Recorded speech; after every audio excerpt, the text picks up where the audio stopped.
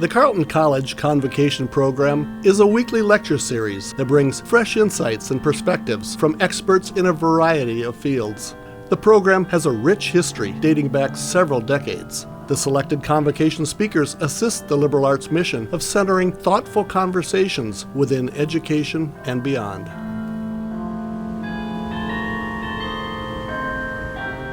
Okay, good morning, everyone. Hope you're all enjoying the Minnesota winter, when you go outside and question some life choices about going outside. My name is Aaliyah Cruz. I am a senior psychology major here at Carleton College. As a psych major, I've studied a lot of strange human behavior, but nothing quite explains why Carleton students love making everything just a little bit quirkier. So, of course, it makes sense that one of our alumni would find a way to make drinking educational by throwing quizzes into the mix. Today's speaker is Noah Tarnow, class of 1997, and he did just that. As a student, he majored in American Studies with a concentration in Media Studies, and managed to convince the faculty to let him write his comps on the history of Batman as a pop culture icon. So yes, he was analyzing superheroes long before Marvel took over Hollywood. After Carleton, Noah moved to New York City and created the Big Quiz Thing, a deluxe spin on bar trivia. What started as a bi-weekly nightlife event has now grown into one of America's top providers of custom trivia events, entertaining people all over the country. He even hosted and wrote for the world's first bar trivia TV show and co-hosts a podcast called I Don't Get It, the Pop Culture Get Off My Lawn cast. Please join me in giving a warm and much needed Minnesota welcome back to Noah Tarnow. Thank you, Aaliyah. All accurate. Thank you so much, folks. So great to be here. Great to be back at Carleton. Great to be back in the chapel. Great to be back in the sub-zero weather. So my speech is called The Trivial Benefits of a Carleton Education, or How One Alum Made Himself a Game Show Host. Today I'm going to be talking a little about my career as a quizmaster and how it all started right here at Carleton.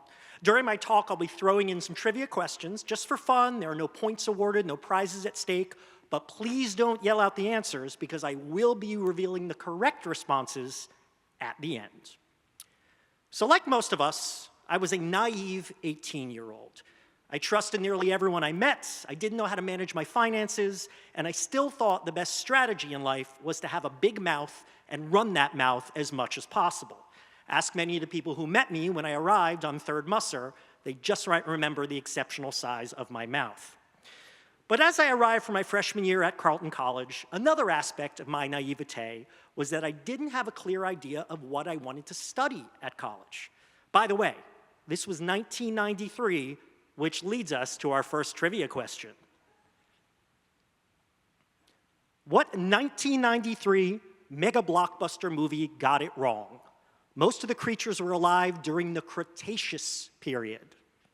Now, this is the kind of question I like to describe as figure-outable. Yes, indeed.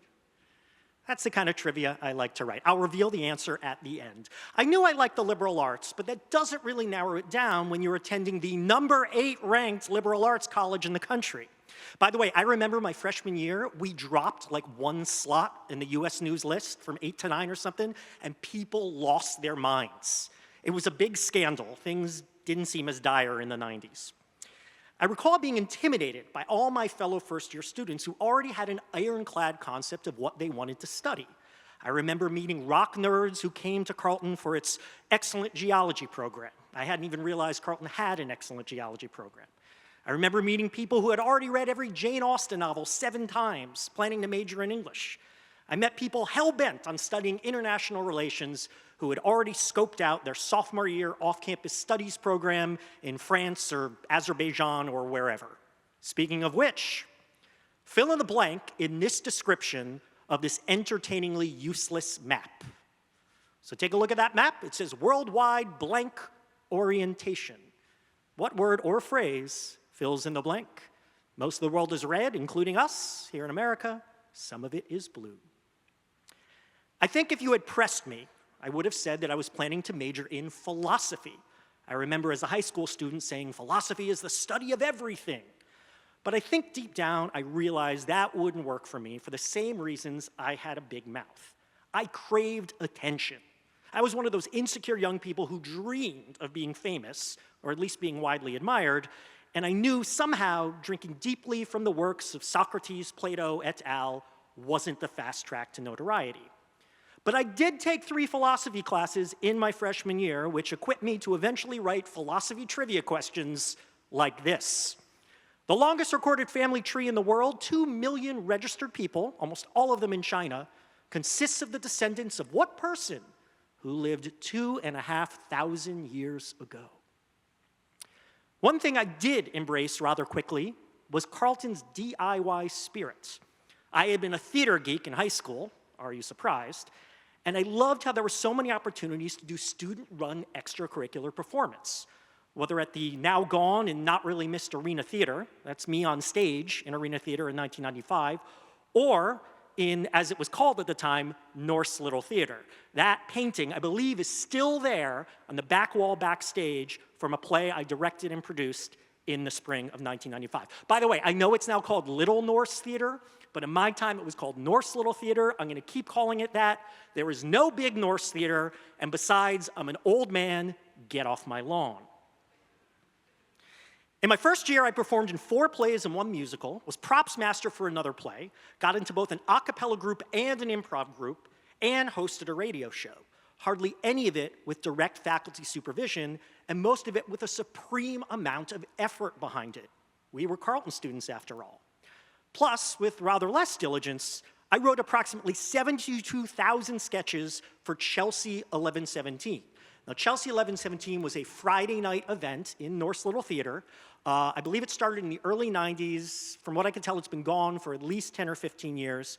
And students presented hastily written sketches, script in hand. There I am, hosting it during my junior year. All of these performances, but especially the freewheeling Chelsea events, felt very fresh and exciting, like what I imagined it must have been like to work on my favorite TV show at the time, Saturday Night Live.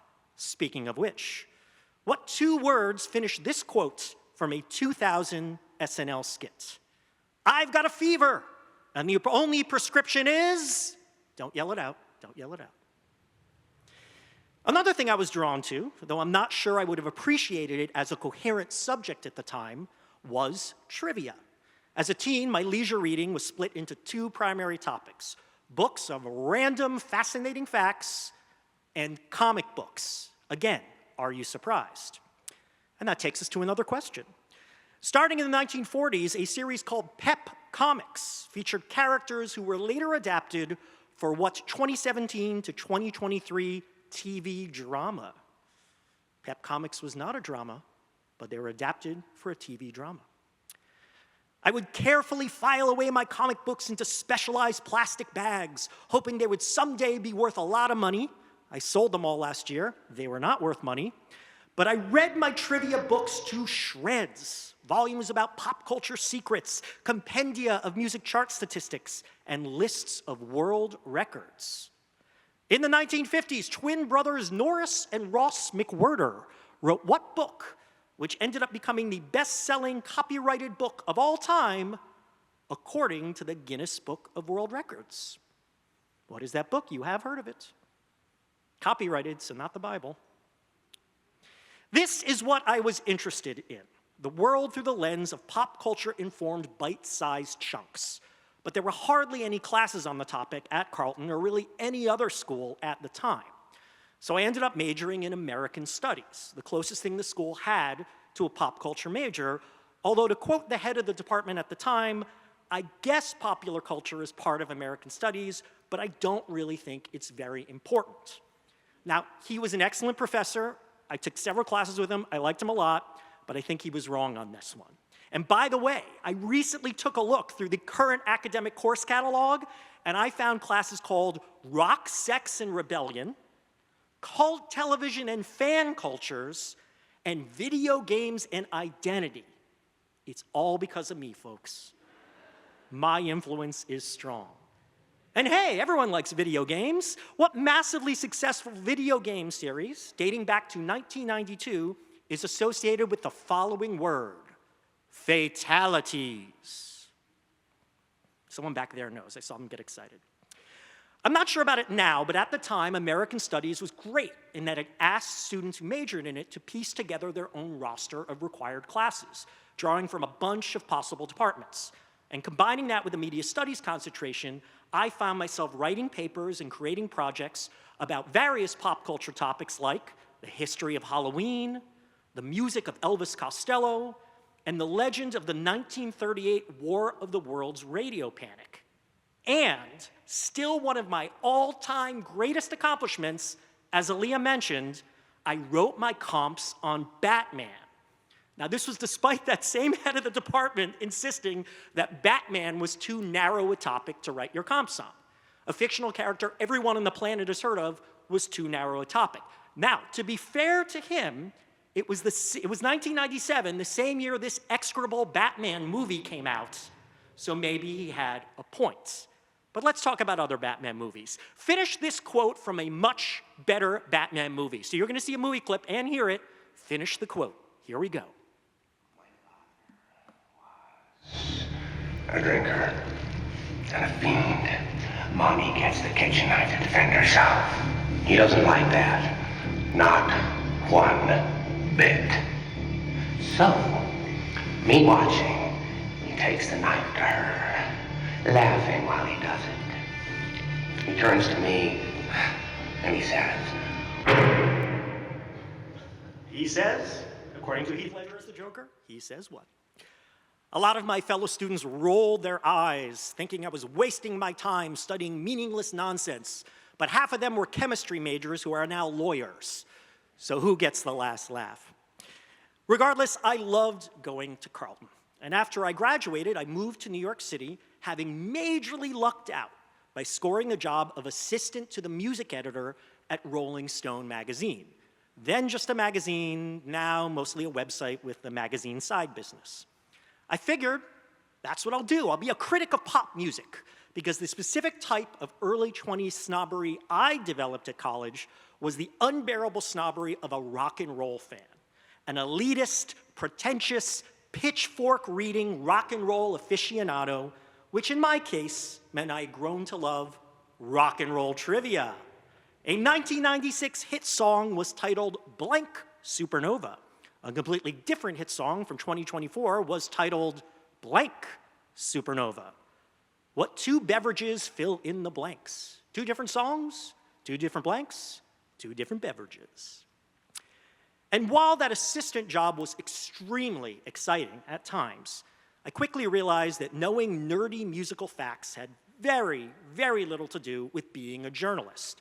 In other words, the fact that I read the Billboard book of top 40 hits until the pages fell apart did in no way qualify me to stick a microphone in the face of a 17-year-old starlet and ask her what she thought about the impeachment of President Clinton. Speaking of which, during his first presidential campaign, Bill Clinton famously declared that when he had tried marijuana, he hadn't done what? A guy in the back raised his hand. Hang on, you'll find out. You probably know. So that wasn't the job for me, and I lasted only 2 years there.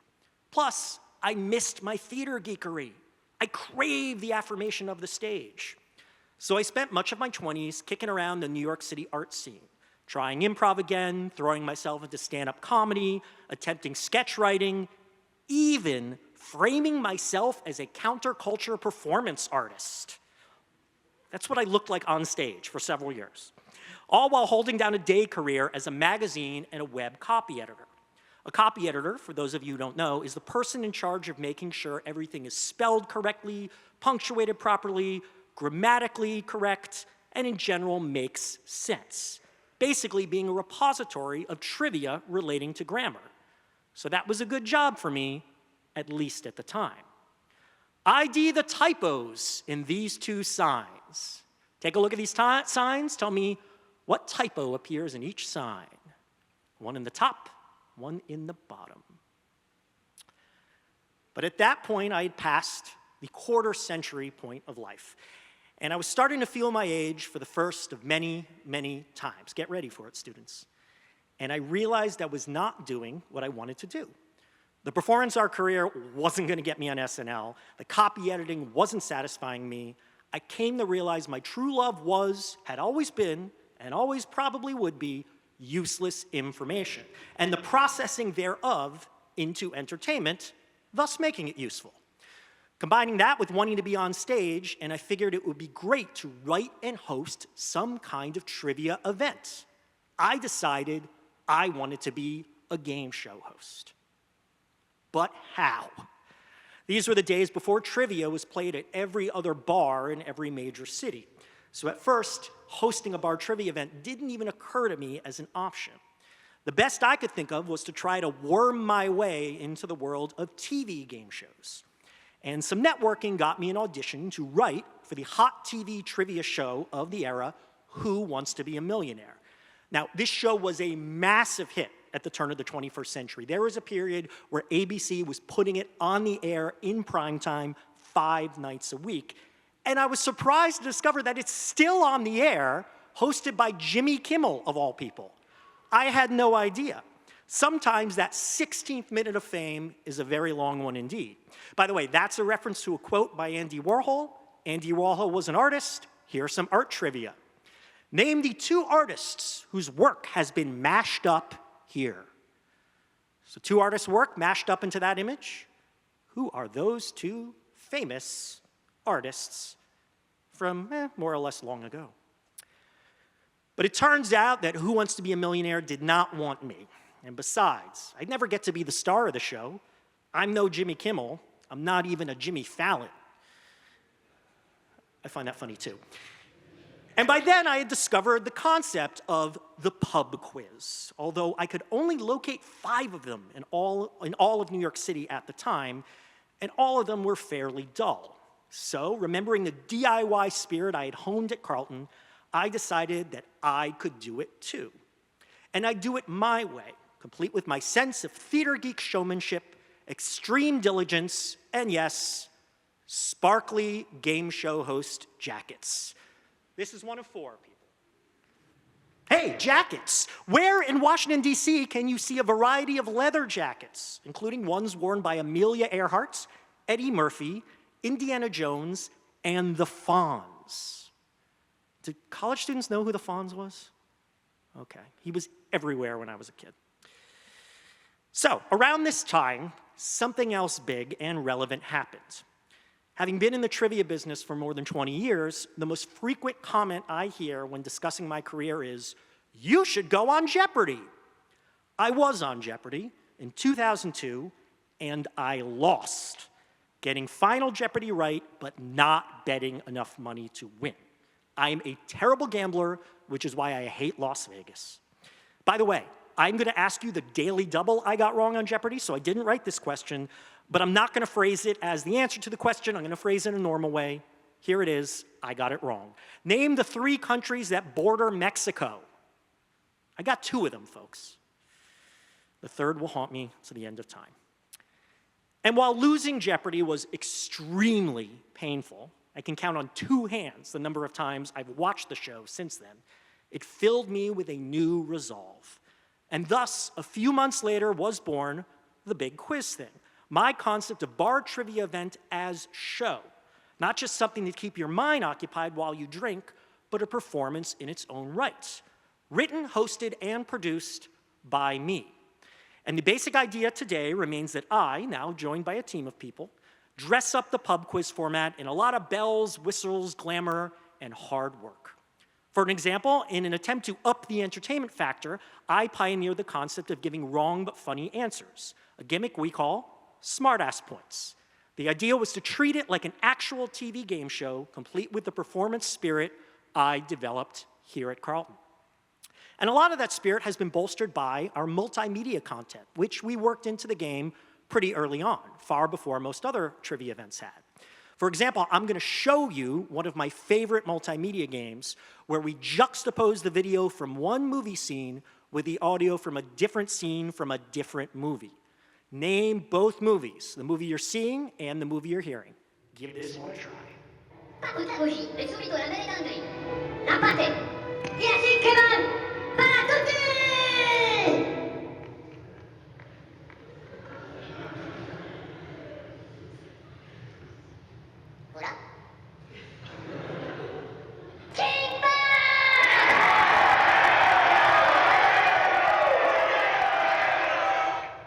Yeah, we have fun. The show was soon established as a bi-weekly event at a burlesque bar on the Lower East Side of Manhattan, every other Monday night with a solid core of regulars, a steady flow of curious newcomers, and the occasional bit of very nice attention from the New York press. It was fun, it was exciting, and it felt like it might build to something. I figure if I plugged away at it long enough, perhaps the NYC showbiz firmament might notice me and put me on TV, or maybe even find some way to make use of it on the internet, then still in its adolescence.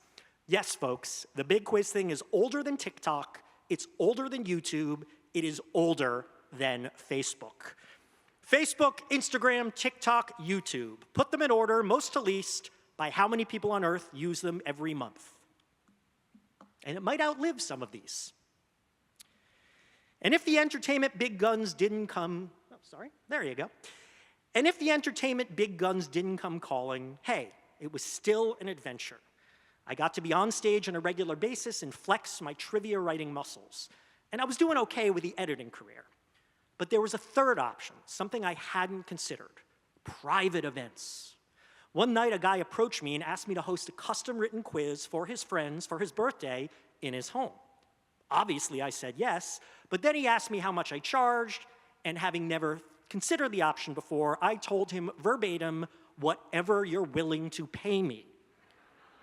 Apparently, I still didn't know how to manage my finances.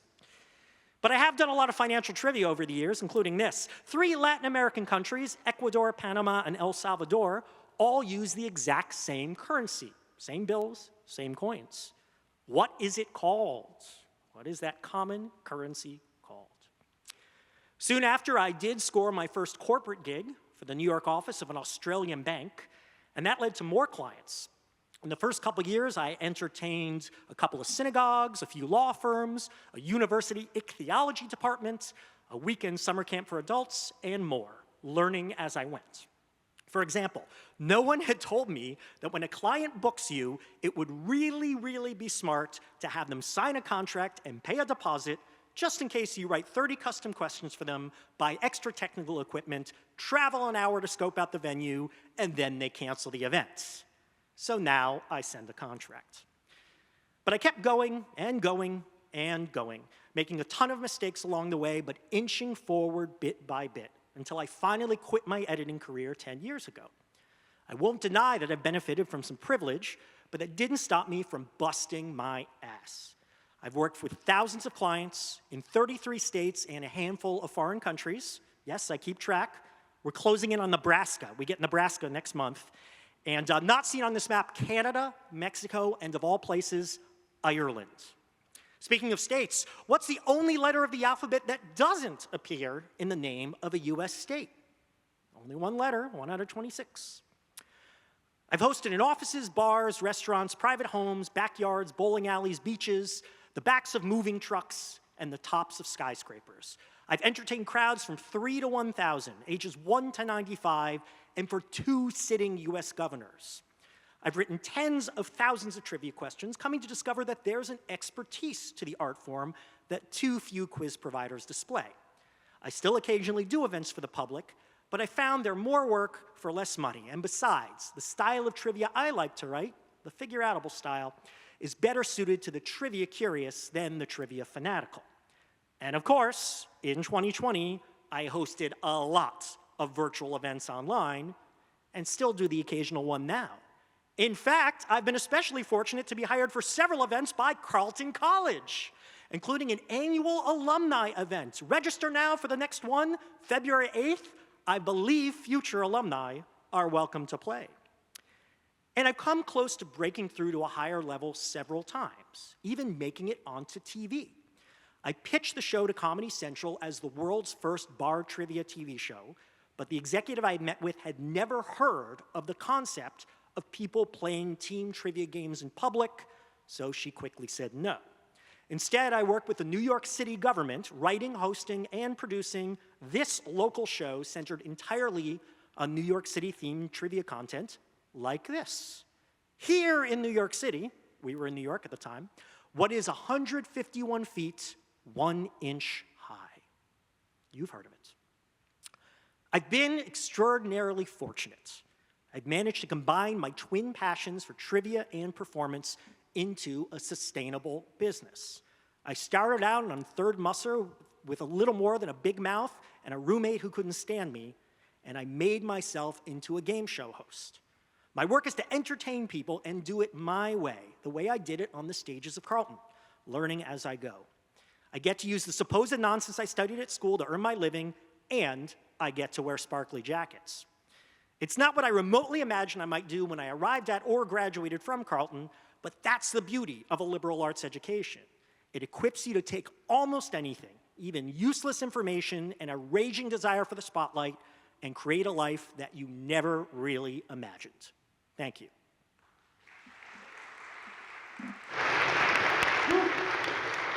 Now, before I take questions, your questions, I'm going to answer my questions. Here are the answers to the questions I asked.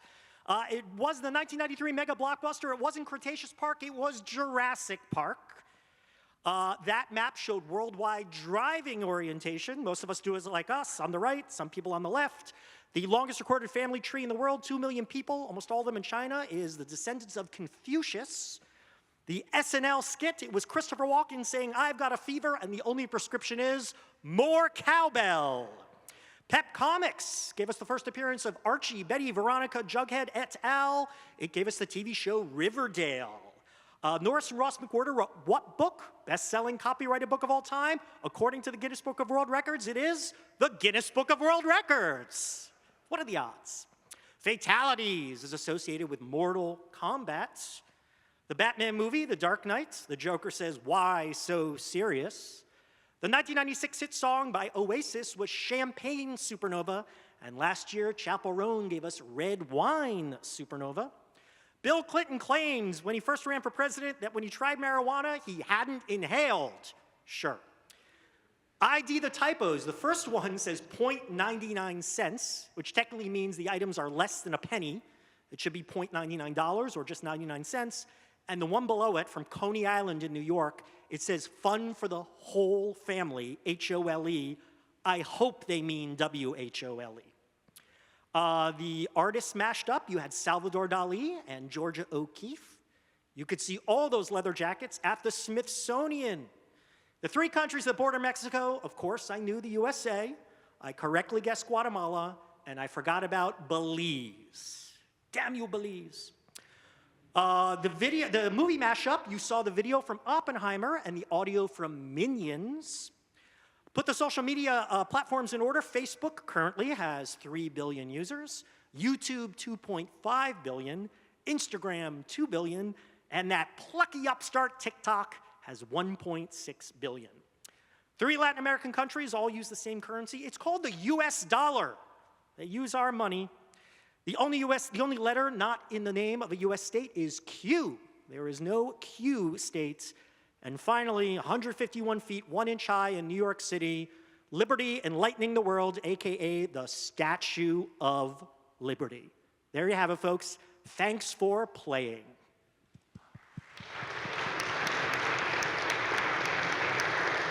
Thank you. Thank you very, very much, Noah. We're going to get to the Q&A, so now we're going to have the questions for Noah. But before we start, just quick again, there's the Convo snacks out there, so please help yourself. We don't want to have to dump them. That'd be so sad. And as far as food goes, there are still seats at the table. If you would like to join us for Convo lunch, we're going to have beef pot roast, baked mac and cheese, roasted red potatoes, steamed broccoli, and more. Again, please talk to me afterwards. We would love to have you. Again, everyone is welcome. Come up and talk. By everyone, I mean we do have a limited number of seating, but anyone here can join. I'm so that please, popular. We're going to have to turn people away. Okay, exactly. Yeah. Yes, always.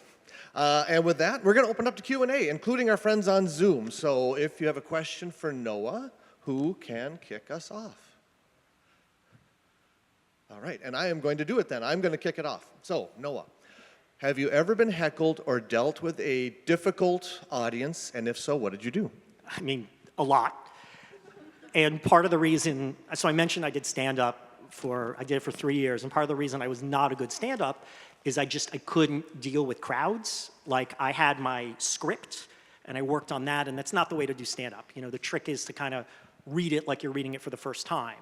So, or like you're just talking off the cuff. So when people would interrupt my flow and challenge me, it kind of threw me off. And even today, that's hard. One of the things I like about quizmastering is I sort of have the skeleton to work off of, the game, the questions. You know, I do corporate events, so it's mostly a new audience. I make some of the same jokes every time. You know, when people heckle me like, oh, that question is wrong, or you shouldn't do that, or you should count this, I usually just pull rank on them. I say, well, I'm the quizmaster, I'm in charge. I laugh it off. I've gotten good over the years of basically saying, this is just a game, this is just fun, you know, don't take things so seriously. And fortunately, that works most of the time. The idea is to make it so fun that people don't care if they lose. So I think that dampens some of that. It also helps to keep people from cheating, because like, what's the point of looking up something on my phone because this is just for fun? It's like cheating at playing, you know, Parcheesi with your family. Like, why would you do that unless you're a truly awful person? And I guess I'm lucky to not perform for too many truly awful people.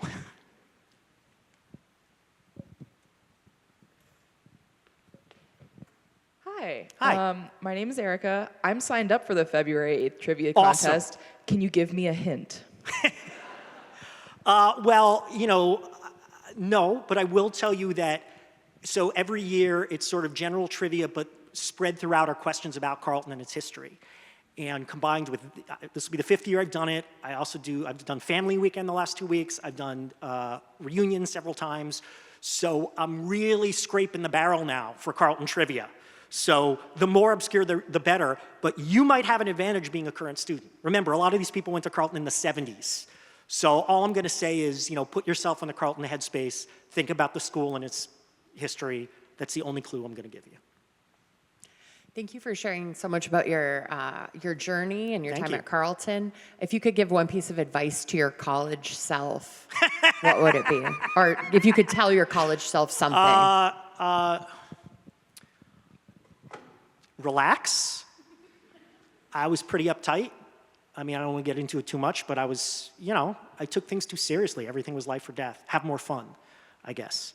I did have a great time at Carleton, but I worked really hard, you know, both my classes and my extracurriculars. And, you know, when you get to an older age, I mean, I'm sure you've heard this from every older relative you have, you're like, I should have enjoyed that more, I should have enjoyed this more. And especially, you know, I joked about it before, but, you know, the 90s, things were less dire. So, you know, I think I'd tell myself to relax, just go with it. You have more time than you think, enjoy yourself. I guess that would be not just advice for my younger self, but everyone's younger self. So if you want something more specific, give me time, I'll think about it.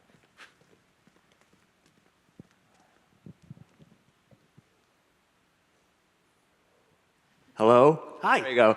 I just have a quick question. Who do you look up to and why? Who do I look up to and why? Ooh, it's a big one. Well, okay, you know who comes to mind? You guys know who Mr. Rogers was? So, you know, he was all over TV when I was a kid. I don't know if he still was when you were kids. He passed away some time ago. I always loved that dude because he was so nice. I mean, he's nicer than me, but he was so nice and he made that a virtue. He was just open to the world and also extremely creative. You know, I remember as a child being fascinated by the puppets he would do. So the combination of creativity with being kind. You know, I didn't intend to start a business. I kind of fell into that. And even now, while I think I do an okay job with it, I do rankle with it a little because like being the boss, I don't want to be hard on people. And sometimes that's necessary, you know, finding that balance of being hard but kind. And what I've read about Mr. Rogers is he did a lot of that. You know, he was a TV professional. He ran that show for decades. So he found a way to balance things that I find a challenge, although I get better at that as life goes on. Yeah, that's one person that comes to mind. I look up to some musicians, but they're terrible people. I just like their work so much, so. Yes? That first gig where you asked or told them that they could pay you whatever they wanted. Yes. How much did they pay you? They didn't hire me. How much? I said, whatever you want, and then I think I pulled a number out of my butt, and then I gave them my phone number, and I never heard from him. I will tell you a funny story. I was early on, maybe 1 year into doing private events, so I'd maybe done fewer than 10. And this woman found me, I guess I had a website by that point. She probably just found a listing for the public event. And she wanted to hire me for her husband's birthday party. And she kept saying, I was describing it, I had no sales manager. And she kept going, is this a professional thing? Is this a professional thing? And I'm thinking, God, no. But I lied to her and said it was. And she wanted me to come up with custom questions about her husband, which I do all the time now, and kind of tweak the format. She had me talk to the husband on the phone. He was a nice guy. And she finally talked me down to $450 for an hour and a half, which is criminally low even then for a completely custom show. And then I'm like, okay, fine, $450. And then I send her the contract, and I don't hear back, and I don't hear back. And I finally say, hey, what's going on? She goes, I've been thinking about it, and $450 is $300 an hour for an hour and a half, and that is outrageously expensive. So I write her back, and I say, listen, and I knew I was gone now. I knew it was gone. So I was a little testy. I'm like, it's a custom event, custom format, this, that. My work doesn't start when I get to your apartment, a lot of prep work, so I think that's fair. And of course, me being a sucker, I go, how about 400? And I never heard from her again. But my first corporate event, I think I got $800, which I'll still do for the odd event now. I like working, so if an event's easy, that's not a crazy number even now. All right. Hi, have you ever considered watching or even being on the hit Dropout TV show, Actually? I don't know what that is. It's about comic nerds and being pedantically correct. It's amazing. What is it, on TV or online? What network is it on? It's online. It's originally done by College Humor, and then they've kind of made their own TV show series out of it, including many others. And it's about real people. It's not like actors. It's about the comics. It's about the whole story. Comics meaning comedians or comic books? Comic books. Okay.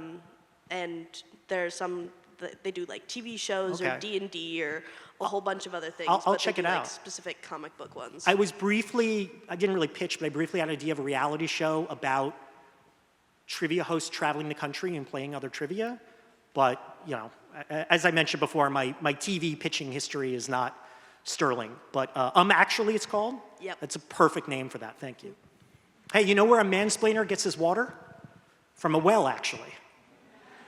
I didn't write that. Hey, Noah. Yes. Yep, over here. Nice to see you again, and thank you for coming back to Carleton. Thank you. A couple of quick questions for you. One is there a category that stumps people with quizzes, right? And I'm thinking sort of like Jeopardy type categories. Mm-hmm. It's the first question. Second question is, what's your favorite comic book? And then the third question. Yeah. Is there a television show on TV or in the past current or in the past, that has a lot of good useless facts?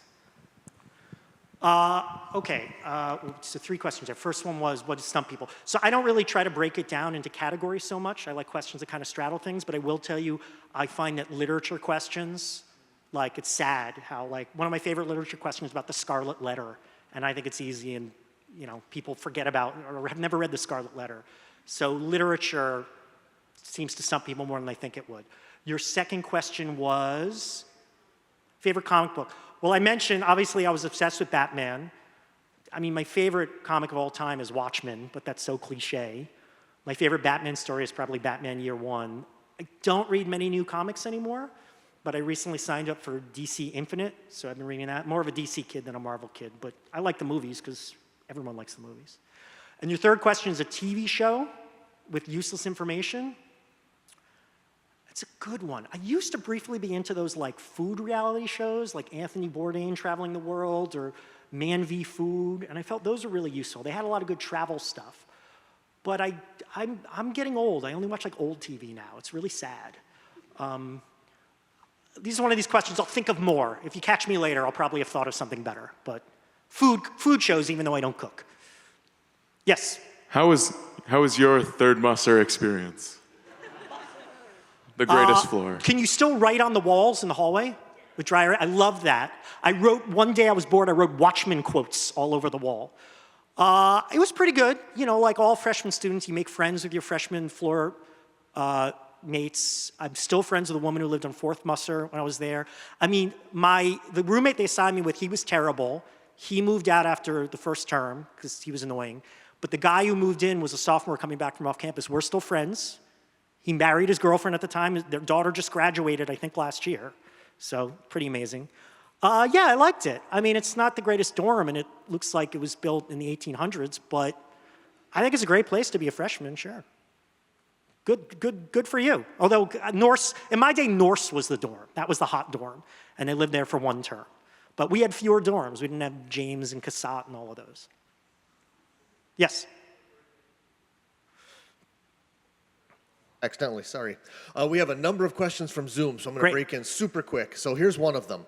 Hi, Noah. How is the big quiz thing as a business? Do you actually support yourself? And what advice do you have to students about starting their own business? It's very hot and cold. We did very well in 2020, virtual events. Companies were just looking for something to do. And then things kind of cratered. You know, it's tough to make a living on that. I benefit from a lot of privilege and a lot of being a cheapskate. But I am not a natural-born businessman. My recommendation would be something I haven't done, which is really understand, if you want to start a business, really understand business and look at it from a fundamental point of view. I had to hire someone to kind of do that for me, and much later than I should have. So the advice that I don't take is understand business before you understand your specific business. Then, of course, you do need to understand your business, the market, and all that. So that would be the advice I give. But if you don't want to start a business, you probably shouldn't do it.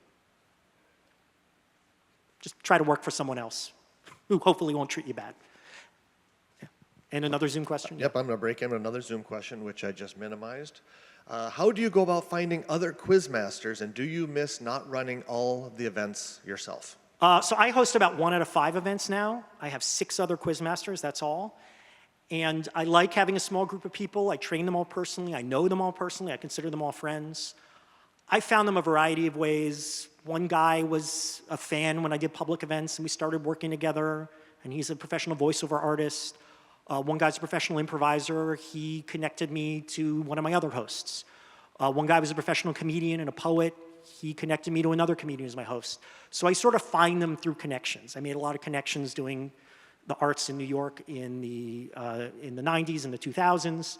So since I hire them so rarely, I don't really have a system. That said, I had another San Francisco host. She moved on a couple years ago. I'm trying to find another, and it's been very hard. So I don't have great advice for this, but I would say, you know, get to know these people, work with them closely. That's how I do it. But, you know, most other trivia companies have dozens and dozens of hosts, so they have very different systems.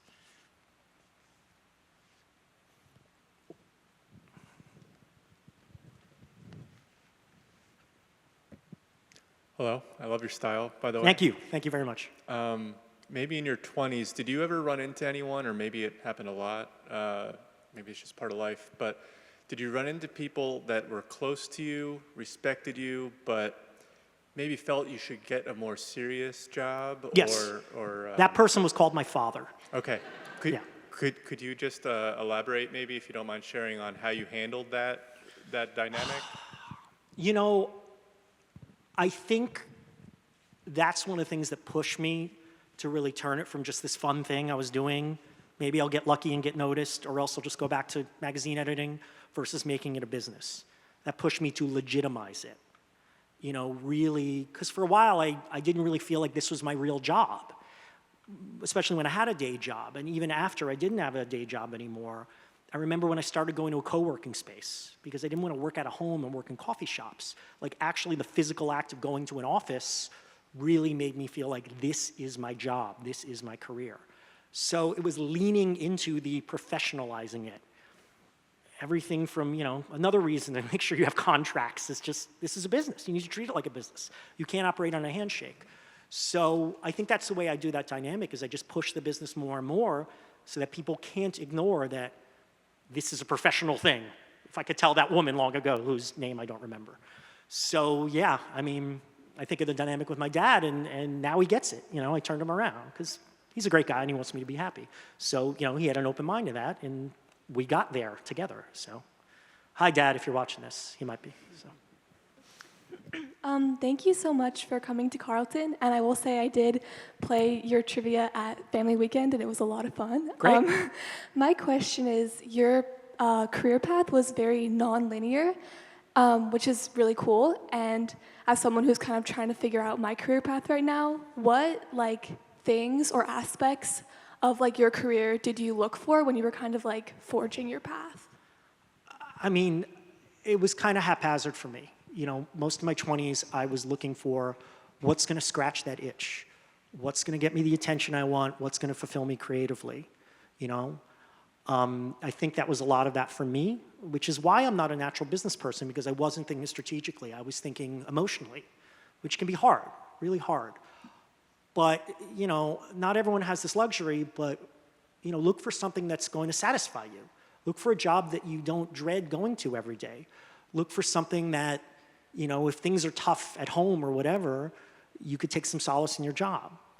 Work with good people. I've had some boring jobs, but the coworkers were great, so it was all right. Really look for something that, there are practicalities, but fulfills you, makes you feel happy to do it. And you're always going to have to do something you hate, but in the big scheme of things, what do you mostly enjoy? And I feel that way now. There are aspects of my job I despise, but you do that, I don't despise. You do that because it's worth it. I like most of what I do, and I consider that a win. So it's kind of Pollyannish advice, I admit, but find something that scratches the itch, that fulfills you, that makes you feel like this is a good role for me as a person.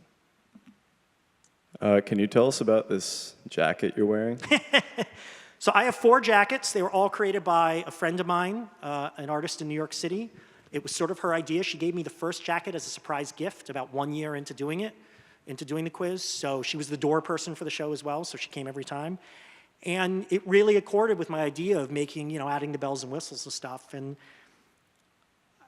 having been an actor, it also makes me feel like I'm wearing a costume. When I put this on, I feel more confident and thus able to host better than if I were just wearing, whatever clothes I'd be wearing walking the streets. So, it really works for me. I tell all my quizmasters, look, you do your style, but have a style. Don't just wear a hoodie, right? I get annoyed if I see other trivia events, it's just some guy in a Giants t-shirt. I'm like, no, dress up, put on a show. But, different people do things different ways. So yes, and I'm very glad that as I've gotten older, these jackets, I haven't outgrown any of them. They still more or less fit.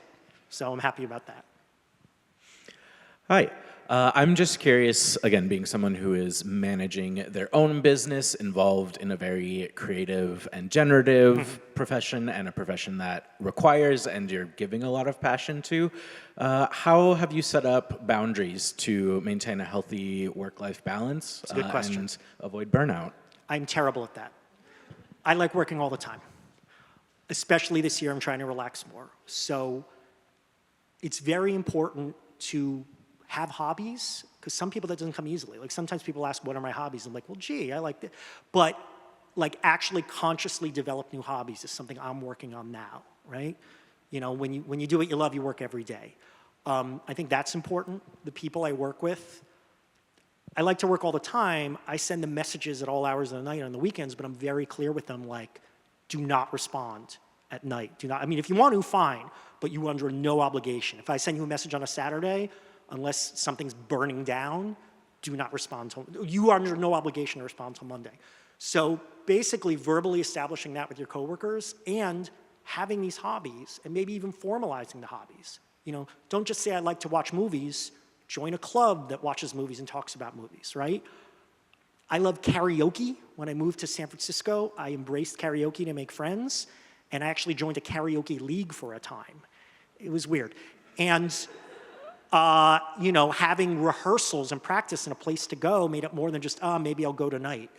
I think it's important, especially I don't have kids, so, I don't have something at home that is forcing me to pay attention to it a lot. So, I think really be intentional about what else you do in life. Don't just say that's the time I'm going to vegetate. Vegetate maybe in a strategic way. And it's hard. I'm having trouble doing it, but I'm working on it. Yeah. I'm going to break in quick with one Carleton one, then we'll get yours. Excuse me, it is Carleton, but I meant Zoom. Yeah. And it is, do you think there's something about Carleton, that was particularly conducive to making up your own career like you did? Well, I mentioned the DIY element, that so much of the performance stuff was just students doing it themselves. I really valued that. But also, I loved going here, but in many ways I consider myself an atypical Carleton student. I'm not outdoorsy at all. I think I played Frisbee once. I think I went to the ARB 3 times. I never played broomball. And I had a big mouth, and I kind of felt like I stood out, you know, and when I got here, it made it difficult. I had tough adjusting. A lot of people thought I was a jerk. But over time, I found my way, and by the end of the year, by the end of my 4 years, everyone in the class sort of knew me. I gave one of the speeches at graduation. So it helped me kind of stand out. Like, I don't mean to sound like an egomaniac, but it made me a star. And it really kind of honed this idea of performing for people and getting attention and having a persona. So, you know, that was sort of the combination of me as a Carleton student. You know, it doesn't work that way for everyone, but that kind of put me on the path to, like I said, I want to be a star when I was in my 20s. I want to be on Saturday Night Live. That didn't happen, but I still managed to find a way to perform for people. And I think standing out at Carleton kind of set me up in that role. Hi, I'm a librarian here at Carleton. Awesome.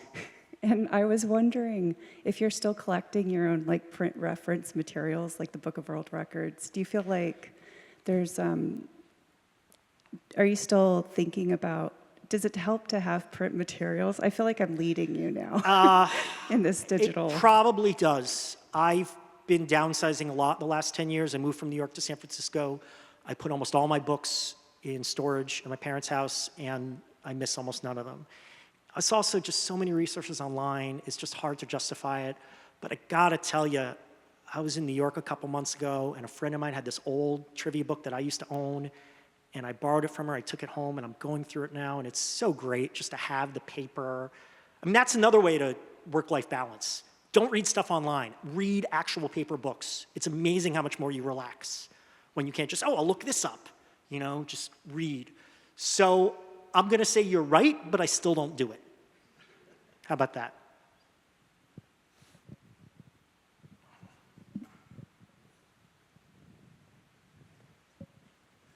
I think a lot about, with Jeopardy, how many clues they produce and how long that must take. So I'm curious, when you like are writing questions, are you able to just sit down and like for 4 hours just write a bunch of questions, or is it something that more naturally, like you'll think of an idea like just throughout your day? So I wrote more questions when I did public events because I had to produce more. And in those days I didn't have a smartphone. I walked around with a notepad in my pocket. And every time I had an idea, I'd write something down. It was great. Now I still have a list on my phone, but now my writing is more focused to a particular event. So, oh, these people hired me for an event about, okay, for example, yesterday I was working at an event. It's a guy's birthday party. And what I have, his wife did a questionnaire about his life, his likes and dislikes and all that. So I write questions aimed toward the guy, but then I can tweak those later and use them for other stuff. Oh, one of his favorite movies is True Lies. It was the first movie to cost $100 million. Well, now I got a movie question for later, not having anything to do with him, right? So I used to sit down. I remember one year, like, I need more questions. This is going to be the Manhattan Project of questions. I'm going to produce 1,000 questions in whatever days. But I don't really do that anymore. It's more aimed toward the event. But I'm good at tweaking things to make them work for various audiences, that kind of thing. So yeah, I used to do it that way, but not so much anymore. Yes? We're going to go back to Zoom. And they say, thank you so much for the wonderful presentation. One question I have, reflecting on your journey after Carleton, what was the hardest challenge that you faced in making it to where you are now? I do not recommend anyone do stand-up comedy. It is a hellish business. You have to need to do it. Every comic I know is successful couldn't not do it. Very, very difficult. It taught me a lot. It taught me how to be on stage. It taught me how to deal with rejection.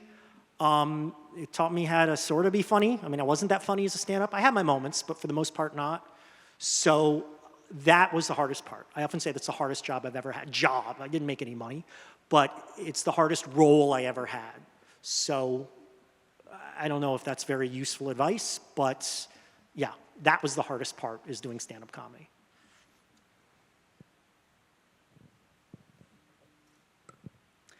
Hi. I'm wondering if you have any questions you've written that stand out as like your favorite question, or not necessarily favorite, but oh, that was a great question. And then also if there's any smart-ass points, answers that particularly stand out to you. I mean, every time, well, I'll start with the second thing. Every time people talk about the smart-ass, the best one ever, I'm not going to say it because it's off color. If you come up to me later, I'll tell you. Recently, someone asked me, what's the best question you ever wrote? And I'm like, I can't answer that. But he was collecting it from various quizmasters, and my ego would not let me not contribute. So here's what I said. This is a question I love. Someone very important recently told me he loved this question. ID the work of musical theater. Its title is a Northeastern slang term meaning extremely. I love that question. If you don't know the answer, come up to me afterwards, I'll tell you.